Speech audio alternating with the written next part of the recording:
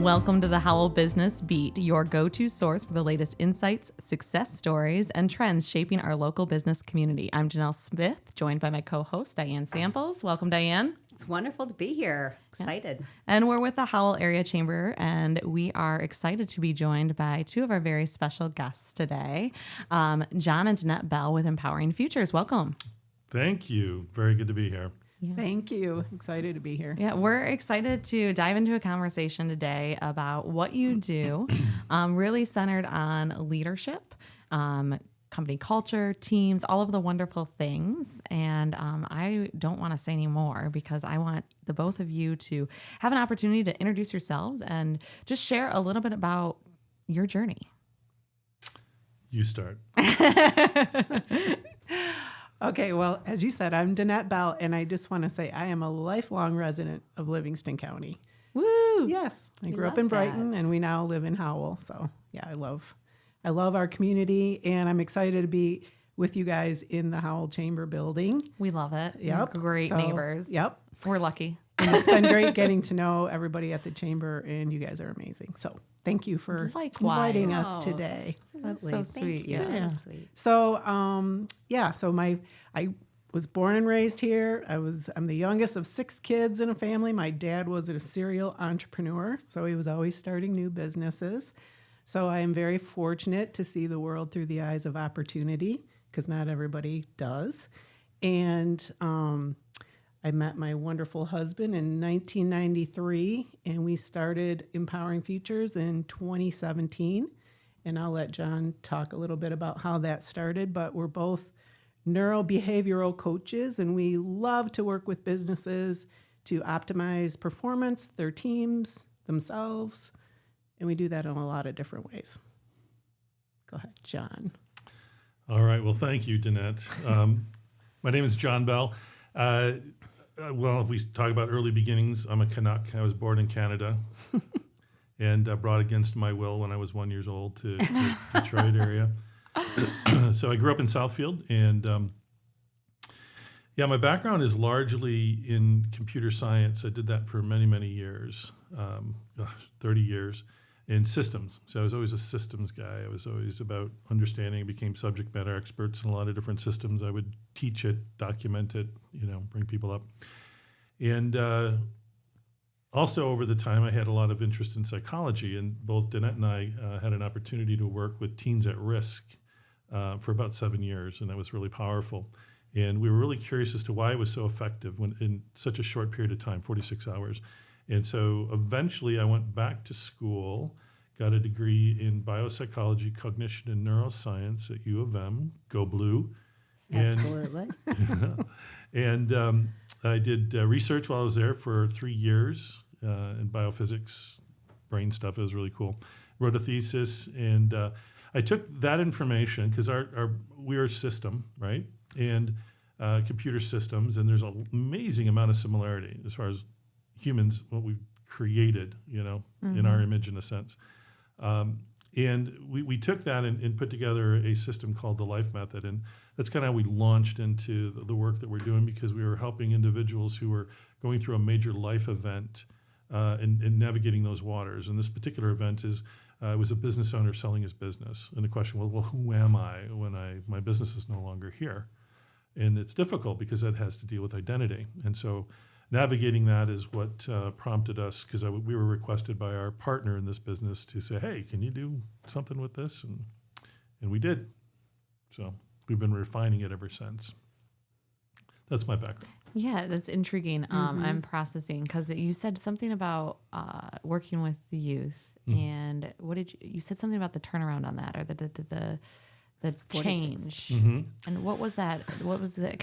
I'm just really intrigued by that. So if you could share, was it 4 to 6 hours or 46? 46. Okay, so 46. It's a weekend. Yeah. Okay, So it was like a weekend. a boot camp. Yeah, It was a boot camp. It's a boot camp. Yep, and it's a faith-based boot camp, but it was very experiential. As a boot camp, you would imagine it was militaristic in the sense of its initial impact is kind of military, like a lot of push-ups, sit-ups, discipline, stand in line, Sounds fun. Yeah, it was amazing, yeah.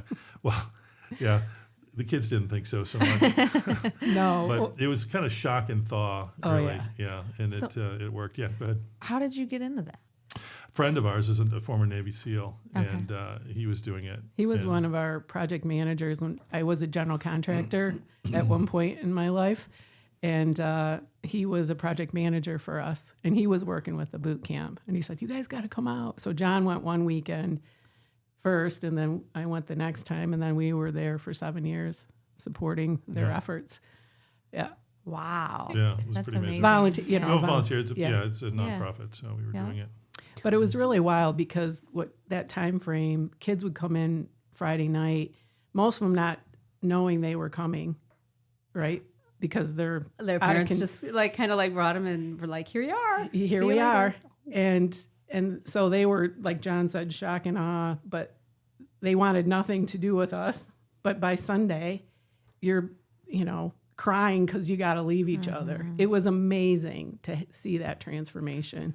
Yeah, clearly transformational, but maybe even a pivotal point in your lives where then it transformed what you're doing. For sure.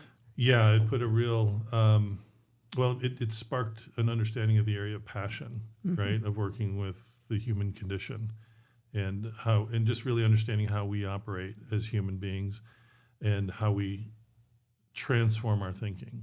And more importantly, to do what Socrates said to do, which is to think about your thinking, right? That was thousands of years ago. But we don't do that in our culture very much at all, right? But it's critical if you want to transform aspects about your life. Yeah. What you think about, you bring about. Pretty much, yeah. We are creatures who create. Yeah. It was funny. I'm laughing because this morning we were talking a little bit about, the challenges in balancing everything. We have a women's leadership group that meets monthly. And I said, recently I got to share this with you because it's really a good way to frame perspective. And it was what Danette had shared with me. And it was, it's not stressful. It's not overwhelming. It's building resilience. And it was a great add-on to the conversation. But really demonstrates a lot of that thought process and how just flipping that or looking at that perspective in a different way and how that shifts, like you were saying, even in what you guys do, to opportunity. Absolutely. So a lot of what we do is focused on reframing, right? So the frame of your perspective. So we tend to, as humans, we habituate, right? And so we'll look at life, our different contexts in our lives, whether it be personal or professional or any relation, and can get locked in because we habituate and we don't change easy unless we're intentional about it. And once you change the view, it changes everything, right? New possibilities open up, and that's the whole point. Well, two things. I really liked how when you were introducing yourself, how you stated that you look through life with the vision of opportunity, which is something that most people, that just really hit me when you said that, because I don't know that people look at it that way. But then you had mentioned something, Janelle, it was a couple of weeks ago, and you were talking to someone, and I don't know the exact verbiage, but it was like something of this seems like a very daunting or destitute situation. And you were talking, and they said, no, a terminal life or a terminal cancer diagnosis that's destitute. That's daunting. This is not. And I have thought of that so many times since then. Just ironic, and I love it. And I'm so glad you brought that up because the other sentiment that I shared with our group this morning was that sentiment. And it was, I sent him a note on, it just feels a little bleak at the moment. And he said, no, Miss Janelle. He's like, it is not bleak. A terminal cancer diagnosis is bleak. And I was like, you're absolutely right. There is hope. This is a bump in the road. We're going to get over it. Mm-hmm. That's the resilience. That's the resilience. It is. And we were onboarding a new client, and in that conversation, I shared that about changing the language from stress and anxiety to building resilience. And so I'm working with my AI to come up with a t-shirt, right? Because we need to get that out and minimize the use of stress and anxiety language to building resilience, especially for, our kids. We got young kids that are grabbing onto those words that really have huge impact, where if we did the the positive version of that, of building resilience. It's a whole mind shift change. Well, and I don't mean to harp on this, but I want to go back to the boot camp that you did, because I just read somewhere that physiology defines psychology. So at what point was the turning point with the kids that weekend? Was it when they were doing the push-ups and the sit-ups, doing more of that physical activity, kind of forcing them into that discipline mode, or was it with more of the transformational counseling that you were doing, or where did you see that pivotal change come in? Lots of points. Yeah, it's not fixed, right? Because we all carry the same system, right? The structure is the same, but the programming of that structure is unique to each individual. Now, there's unique characteristics, unique learnings, maladaptive behavior, adaptive behavior, right? But each individual is different, and so they're going to respond a little differently. Some, it's the minute they're having to exit the car to a place that they didn't know they were going to, that really kind of shocks them. And then there's regret or shame or whatever that may go with consequence, which is what they're facing. For others, they were resistant and rebellious the entire all the way going into the swamp, literally, to where you wash off the attitude. That's kind of what we'd say. Is it a swamp? Literally, yeah. Did you guys ever go in it? Oh yeah, you I have like to go. David Coggin's feelings here. I have to know all of the things. Yeah, no, you've got to go in. If they're going in, you got to go in. Yeah, which makes sense. But it's not dangerous. We don't do anything that's they may think it's but that's the whole point. Right? They don't know what's in the swamp. Yeah, the idea is. I just keep thinking snakes. Turtles. Right. Turtles. Yeah, no, we had Frogs. the water tested and everything. It was fine. But again, they don't know. Crocodiles, absolutely, they're everywhere. The thought did cross my mind. I'm like, okay. No, the idea is that you've got to. It's no different than a spanking. A spanking is a shock to the system that alters your attention to what you were focused on into this new thing that just suddenly happened. Just like the cheese. You ever seen the cheese little YouTube videos where the kids, crying and they throw a little piece of cheese on their face. American cheese on their face, yeah, and they just kind of like stops and, them. It's a shock to the system to kind of redirect, right, attention. Program interrupt. Yeah. So it's phased, right? It goes in a sequence of kind of like, oh, I'm not in Kansas anymore, and then it begins to move into, hey, this isn't too bad because we're starting to see some successes in what we're doing, and we're doing it as a team. Oh, hey, my team's relying upon me. Oh, my team's actually treating me nicely. It's cool. Like I'm cool, maybe for the first time.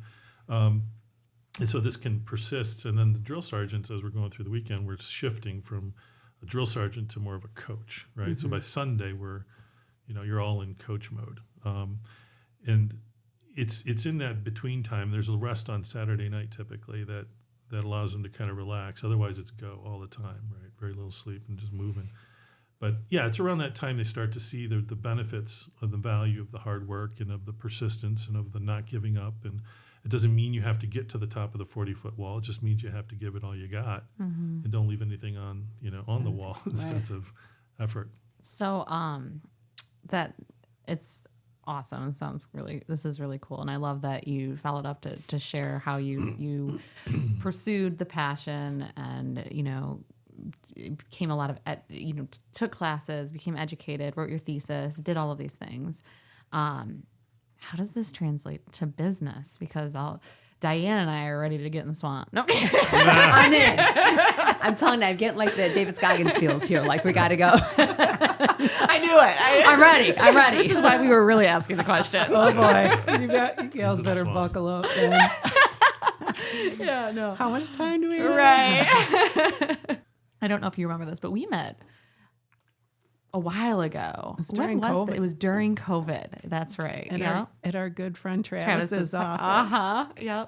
So it's kind of full circle to bring this all back around, and it's been really awesome to connect and really work with you guys on some different initiatives. But I would love to for you to share how you work with other clients and other businesses and how that really has evolved and how Empowering Futures came to be.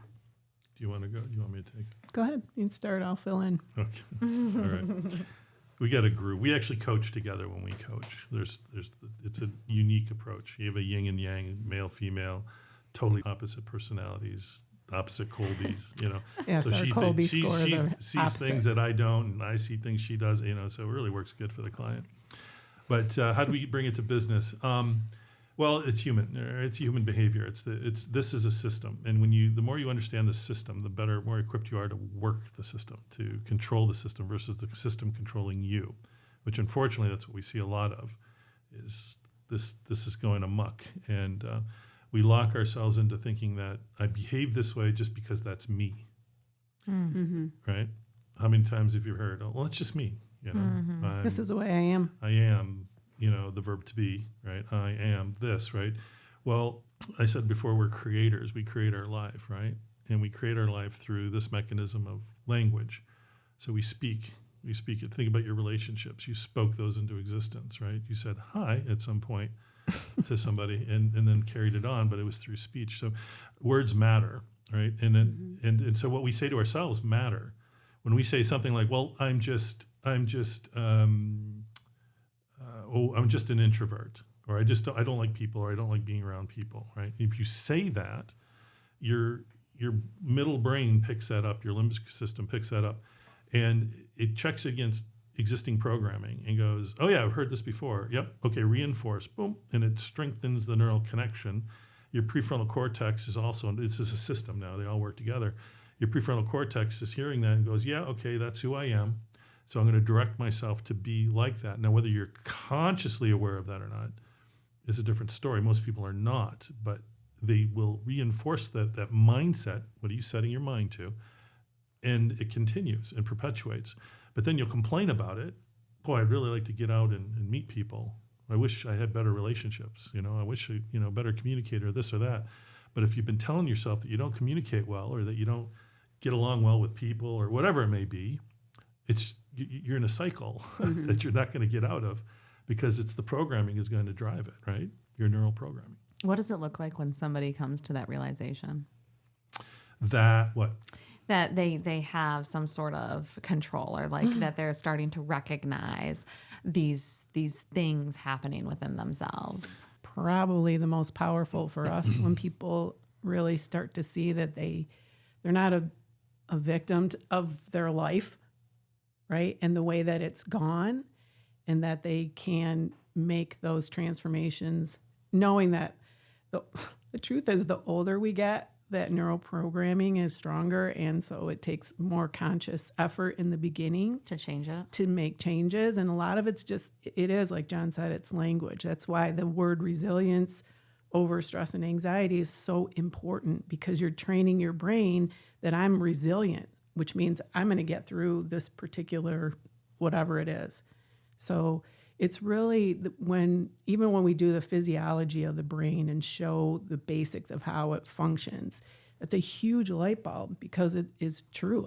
I have control over this, and I can make new neural pathways. Our brains are plastic. We're not stuck. And that's a huge light bulb moment. We also, we kind of joke a little bit, but it's not a joke. It's serious when a person cries or weeps, right? That's a major data point for us, right? Because that means we've hit an emotional core, and that typically takes place at a point of epiphany, right? When they realize something deep about themselves that is either, how do I describe this shortly? In short order. Okay, so I'll say it this way. At the core of our system, the way we operate, is a belief. And the belief that we have is about ourselves. And we either believe we have value or we don't. And the majority of our disruptions, about 70 to 80% of the disruption we have in our life, are as a result of the perturbation or the disturbance of our perception of self, right? The value, the worth. And if you stop to think about that for a moment, think about any disruptions you have in relationships. Why do you get disrupted in a relationship?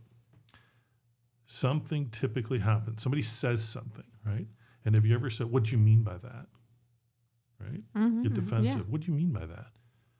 Well, if you step back a little bit, it's like, who cares what they mean by it?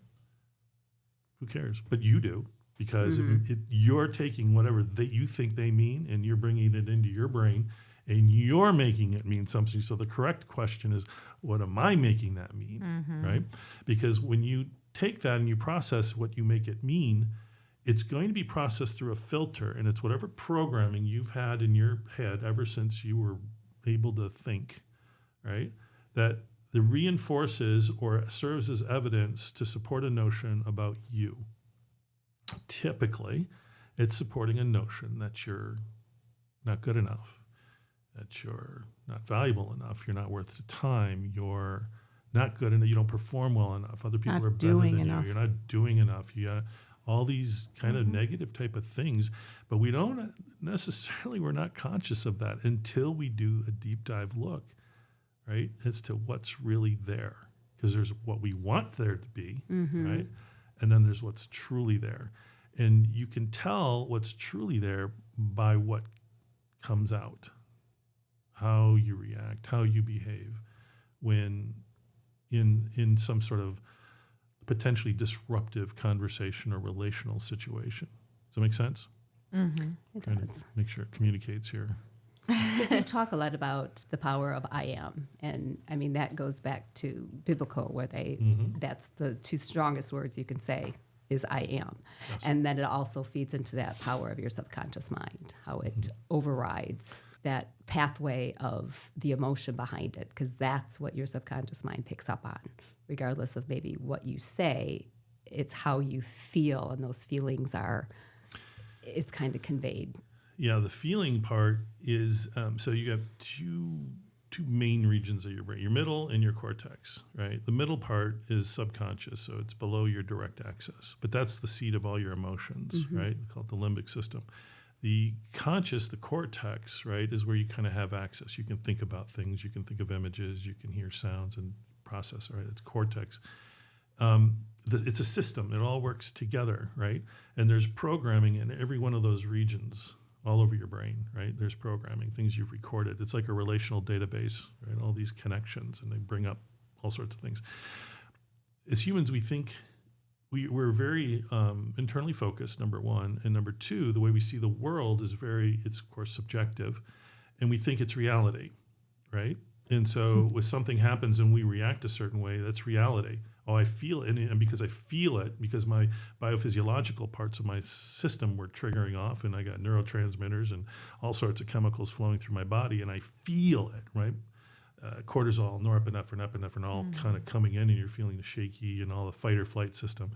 And so it accentuates and makes it feel real, right?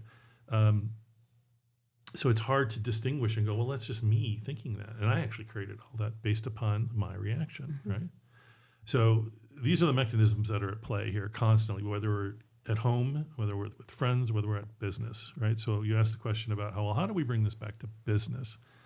Well, no matter where you go, there you are, right? So you bring with you all of this programming, doesn't matter the context. So in business, all this stuff plays out, and it plays out similarly as at home in a family situation, especially if you're around people all the time. If you look, there's always a parent, there's a mom or a dad or somebody who's the authority figure, and then you got the kids, you got the older kid who's responsible, you got the middle kid who's all over the place, and the younger kid always striving for attention, right? Somehow in your construct. Is that hold true for yours? You saw the wheels turning. I know. I was like starting to think. I mean, it does. But again, it depends on the day sometimes. But yes, I do think that there is something to the birth order. Well, yeah, and I wasn't focusing on that. I know. But what I'm saying is that no matter the context Right. you're in, It's in applicable. close, Yes, when you're absolutely. in close proximity to people on a regular basis, there's attachments that grow, even if it's professional in the setting. You still build up friendships. There's acquaintances. There's colleagues. There's different degrees of that closeness. You have your inner circle, your outer circle, and so forth. So the dynamics operate much the same way. But you're bringing to the table whatever you have going on up here, right? So if you're an owner of a business, and you're seeing disruption within your organization, let's say, right? So a typical leadership problem, you see things look kind of fine, but there's internal squabbles, there's competition going on between employees, there's maybe some confusion in the ranks as to where are we really going, what are we really going, getting mixed messages, all this stuff. Okay, all those are symptoms of leadership breakdown, dissonance, misalignment, non-coherence, right? Whose problem is that? Mm-hmm. Do you know? Who's the problem? You are. If you're the leader, it's you're the problem.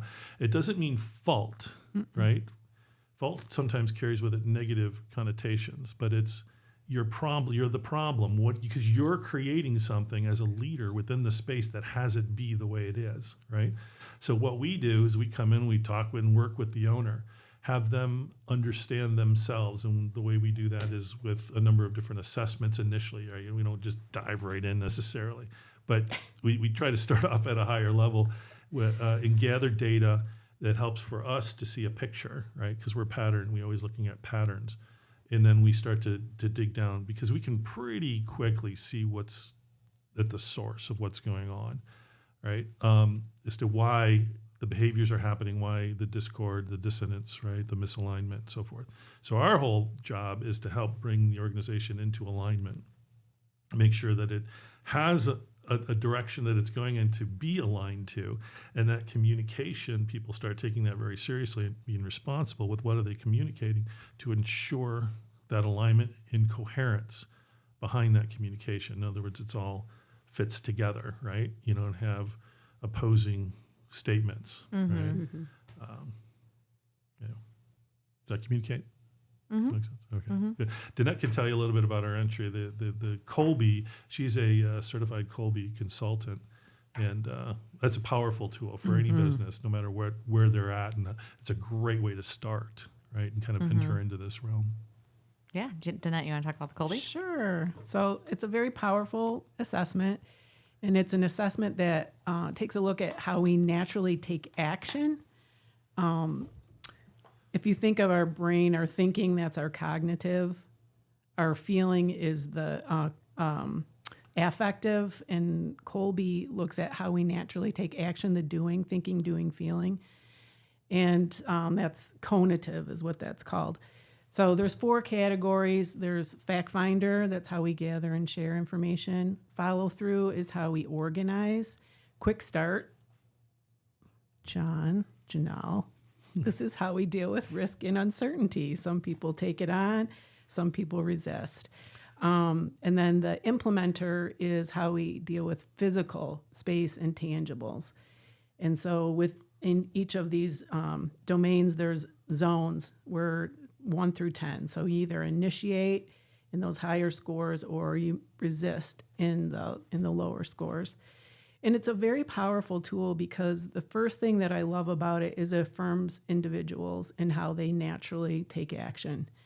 And then the other powerful thing about it is no matter where you fall, wherever your score is, it's perfect for you. And there's no right or wrong score. Now there's different, maybe a better fit for a particular role or action within a role. And that this really helps for those people that are companies that work with EOS or Pinnacle, right person, right seat. So it really helps to support that. So maybe you got somebody on your team that fits culturally and you want them on their team, but there's just things in their role that aren't really aligning well. This is a wonderful tool to take a look at that and say, okay, there are little shifts that we can do to really optimize their performance and their enjoyment of their role so that we're energized by what we're doing most of the time. And there's all kinds of team reports, and we have one client where their entire leadership team are the initiating fact finder follow throughs.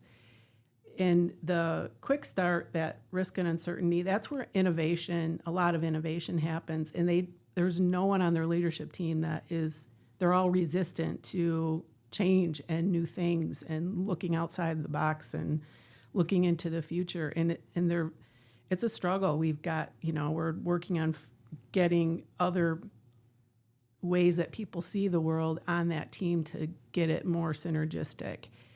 So they, that's an example of like, okay, this is how we can support the effort of your team is to bring in some other views. John happens to be a 9 quick start, and so he's he's supporting that team right now in that particular mode, if you will. And where were you? What was your Colby? Mine is a 8-7-2-4. So I'm I would say initiating fact finder follow through. I resist change, right? Doesn't mean I don't take risks. I just need more information in order to do it. And then the 4 is the implementer. So when you initiate in those 2 modes, I'm a strategic planner. That's what they would say, right? So that's why I really like operations and then the people part and building the teams to support whatever it is the team of people are going for. Mm-hmm. So that's, yeah. But the Colby, for example, John, what's your score? You're 4394. Yeah, we're opposite, except for the 4th, the implementer. And this has helped us because rather than drive each other crazy in our relationship, we can have a greater appreciation for our differences. And we see how, as John mentioned, us coaching together, we just, we may hear the same thing, but we hear it very differently, or see the same thing, but we see it very differently. Yeah, there's value in that. Oh, it's huge. Yeah. A lot of value in that, and being aware of that as well. But that's a wonderful tool. It's easy. It affirms your team. It affirms, and it's a wonderful gateway into deeper conversations. Well, and I think one of the things that you mentioned that I think is really something to hone in on, and if there's anything to take away from that, is to not be afraid of what these results are and what they're going to yield, because you are perfect just as you are, and it's just learning and diving deeper into who you are and having a better understanding of that self-awareness. I think that we did the disc recently too, and that resonated. It doesn't mean that you're a bad leader, you're any less of anything. It's just an understanding and assessment of who you are, and to have that self-awareness I think is invaluable. Does your Colby change with circumstance? Have you found that with That's a very good question. They actually did a study on it, and it was a 20-year study, and it showed that people that took it 20 years post, when they originally, their score was within, I want to say it was within 10% of their original score. So no, it is what, kind of right-handed, left-handed. It's what you're born with and your natural way of taking action. And you also compare it to another assessment, the True Colors. Tell me how that works together. So that one is your personality. Okay. So that one's, and any action starts with motivation. That comes from our emotion and our personality. So that one, again, the reason we like True Colors, because DISC is another one, is it's simple. It's four colors, and then it's the 4 categories. It's 2 of them are more data driven, the other 2 are more relational driven, and that is just another tool to help round out the understanding of ourselves. So what color are you? I'm blue gold, so I'm very organized and like to have a good time. What, John? I'm orange, green, blue, gold. Yeah. Okay.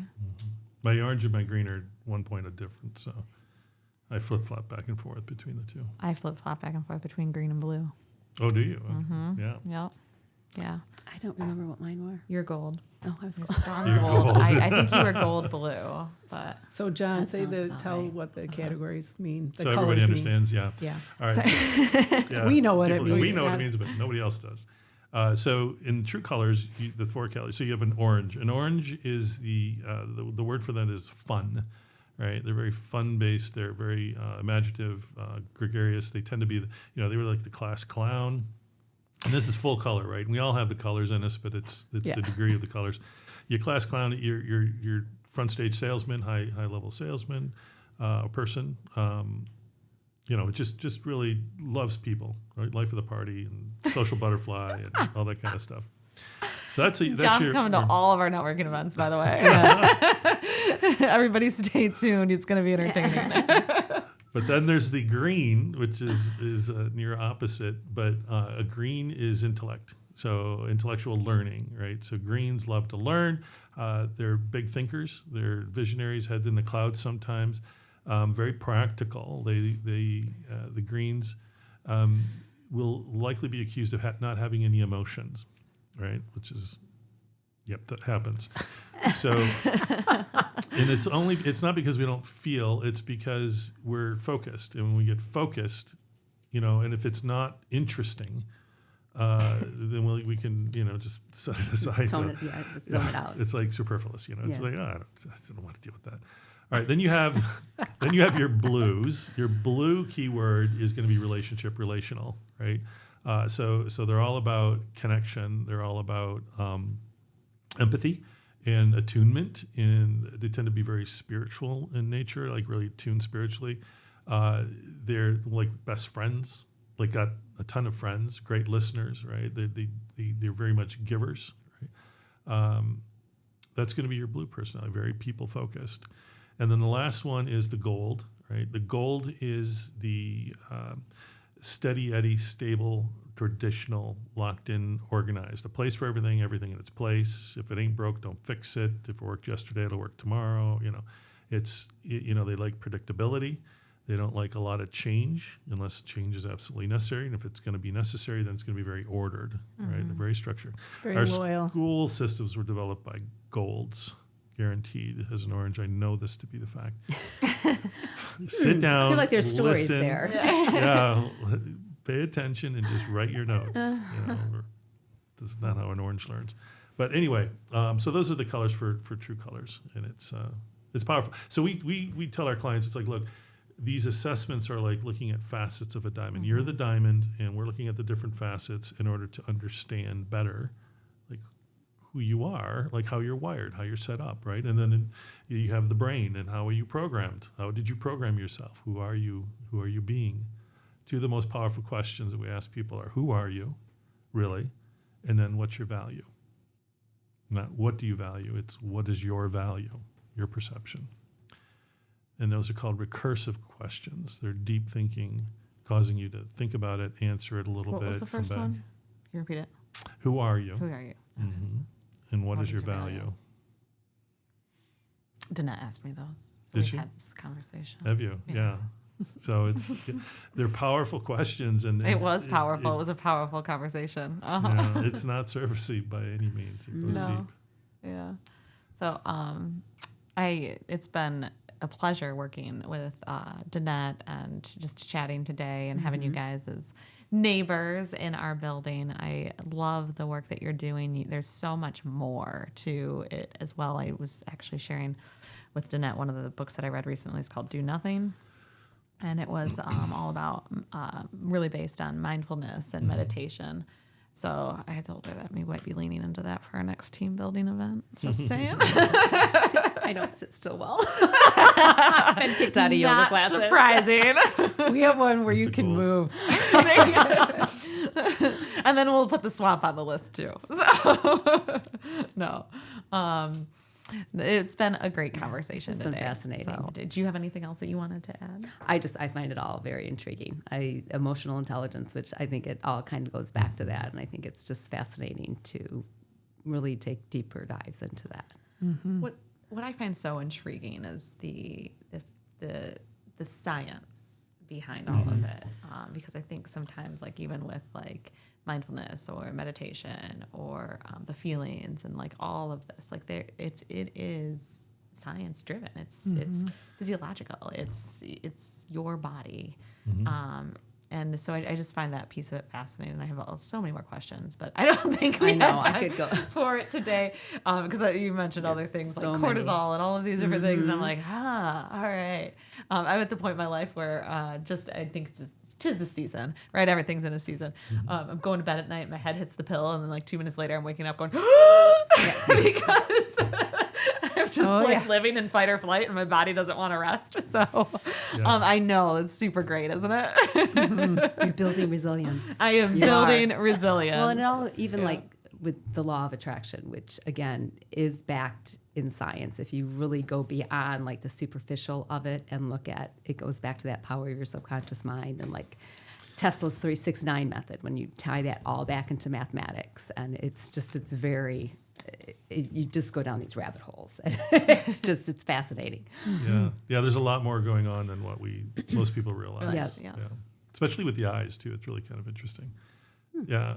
There's a ton of information that passes between human beings when you look in the eyes. They say it's the window to the soul, right?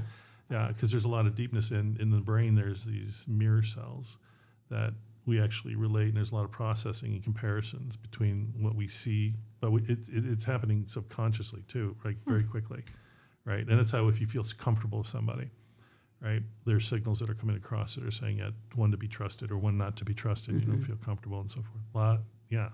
Just studying the neural pathways of the eyes, of the vision, is amazing. A lot of processing that goes on. Well, we're going to have you guys back on the show because this has been fascinating. And there's a lot more to dive into and unpack here. But I appreciate your time and your passion for what you're doing, because I think it is just so valuable, not only to business, but into everything we do, right? So thank you again. And until next time, you can catch us on the How Will Business Be? Thank you. Thank you for having us here. Bye, everyone.